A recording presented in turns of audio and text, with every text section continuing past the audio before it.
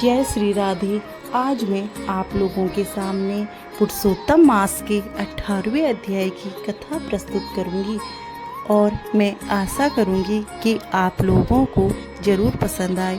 अगर आपको मेरे द्वारा सुनाई गई कथा पसंद आए तो आप मेरे चैनल को सब्सक्राइब कीजिए और मेरी वीडियो को लाइक, कमेंट और शेयर ज़रूर कीजिए।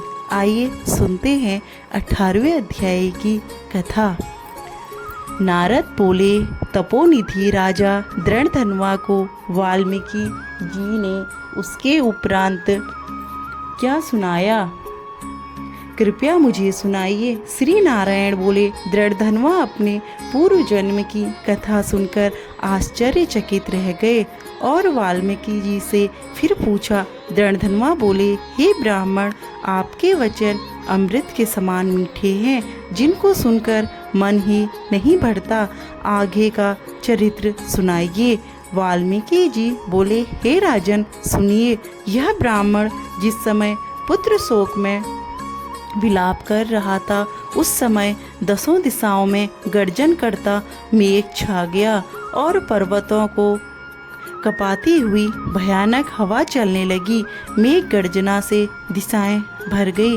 महीने भर निरंतर वर्षा की झड़ी लग गई। धरती पर पानी पानी हो गया, किंतु पुत्र शोक में तपा ब्राह्मण कुछ न जान सका। वह महीने भर अन्न जल त्याग हा पुत्र पुकारता रहा। विलाप करते महीना बीत गया। भगवान श्री कृष्ण का परम प्रिय महीना पुरुषोत्तम मास ही वह महीना था। ब्राह्मण को इसका ज्ञान न था, तब भी भगवान के स्मरण कीर्तन करते रहने से उस मास की ही सेवा हो गई तथा उसके फलस्वरूप ही हरि अत्यंत प्रसन्न होकर प्रकट हो गए। तब भगवान पुरुषोत्तम के ब्राह्मण ने दर्शन किए तथा गोद से मृत पुत्र को शीघ्र ही धरती पर रख पति पत्नी खड़े हो गए और प्रसन्नता के साथ हरि भगवान को दंडवत प्रणाम किया। हाथ जोड़कर सम्मुख खड़ा हो विचारने लगा, श्री कृष्ण ही मेरे सहारे हैं। श्री हरि बोले, हे सुदेव, तुम धन्य हो, परम भाग्यशाली हो। तीनों लोकों में तुम्हारे भाग्य को कहने में कोई समर्थ नहीं है। हे तपोधन, अब जो होनहार है वह सुनो। हे ब्राह्मण, तुम्हारे पुत्र की 12,000 वर्ष की आयु हो जाएगी। इस पर एक प्राचीन इतिहास, जिसे राजा रघु से श्री मार्कंडेय ऋषि कह चुके हैं, सुनाता हूँ। प्राचीन समय में एक बड़े मन वाले धनु नामक मुनि हुए। उन्होंने संसारी मनुष्यों को पुत्र संबंधित मानसिक दुखों से दुखित देखा। इससे उनका मन अत्यंत दुखी हुआ। तब विचारने लगे कि मुझे अमर पुत्र लाभ हो, इसलिए उन्होंने 1000 वर्ष तक कठोर तप किया। तब देवताओं ने आकर धनु से कहा, हे मुनीश्वर, हम तुम्हारे तप से प्रसन्न हैं, तुम्हारा कल्याण हो, जो इच्छा हो वह वर मांगो।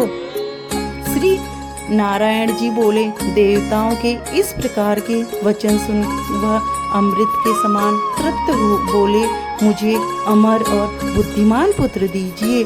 सब देवताओं ने कहा, ऐसा अभी पृथ्वी पर तो नहीं हो सकता। तब फिर ब्राह्मण ने कहा, निमित्त आयु वाला पुत्र दे दीजिए। देवता बोले, निमित्त किसे कहते हैं? मुनि बोले, यह सामने जो बड़ा पर्वत है, यह जब तक रहे मेरा पुत्र भी तब तक जीवित रहे। तब देवता, ऐसा ही हो, ऐसा ही हो, यह वरदान देकर स्वर्ग चले गए। धनु शर्मा ने भी समय आने पर वैसा ही पुत्र प्राप्त किया। वह पुत्र चंद्रमा सदृढ़ बढ़ने लगा।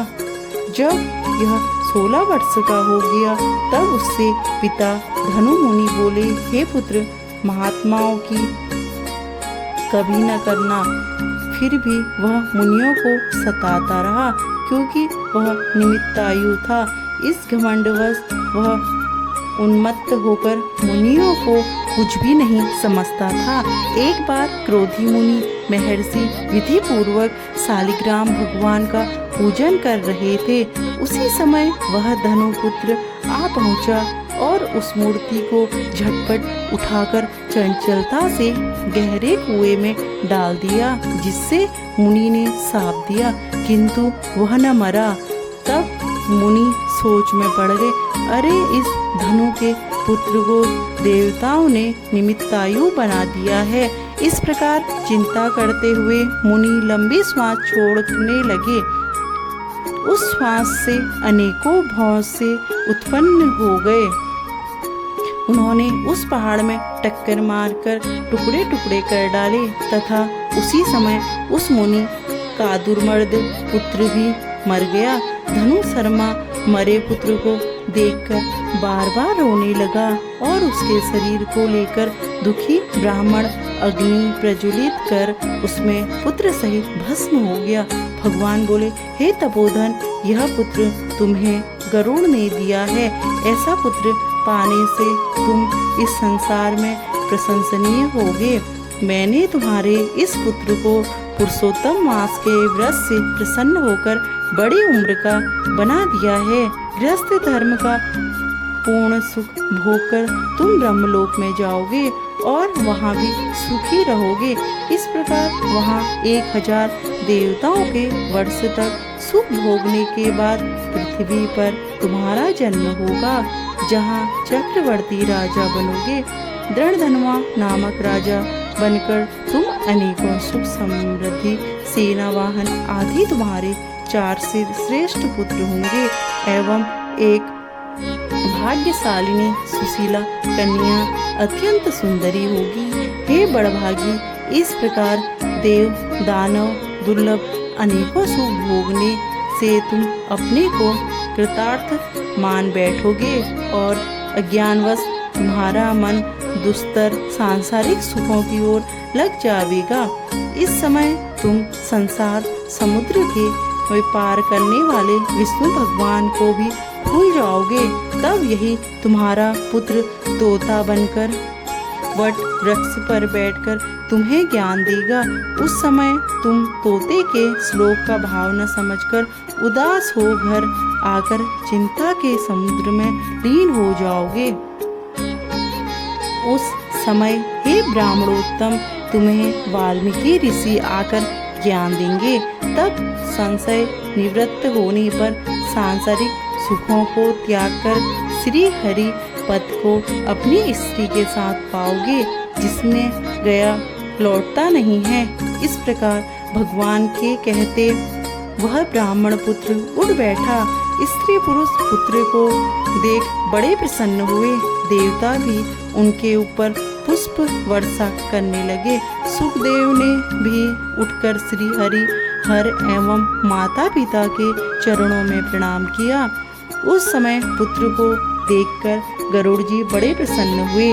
ब्राह्मण आश्चर्यचकित होकर श्री हरि जगदीश्वर हरि को प्रणाम कर हाथ जोड़ अपने हृदय के संशय निवृत्ति के लिए मधुर वचन में बोले, हे प्रभु, मैं 4000 वर्ष तक कठोर तप करता रहा।